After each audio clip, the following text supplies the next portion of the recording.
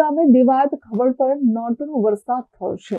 જી હા, ગીર સોમનાથના વેરાવળ તાલુકાના કિંદરવા ગામે ક્ષત્રિય કારડિયા રાજપૂત સમાજ પરમાર પરિવાર દ્વારા આયોજિત ભાગવત સપ્તાહમાં યોજાયેલ લોક ડાયરામાં લોક સાહિત્યકાર દિવાયત ખબર પર નોટનો વરસાદ થયો છે।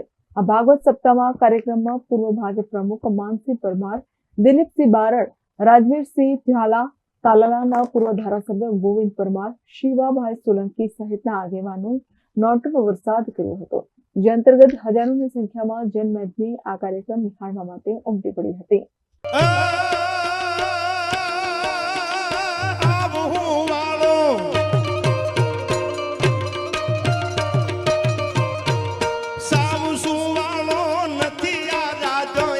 भारते कायर देव रे मारा भारते कायर दे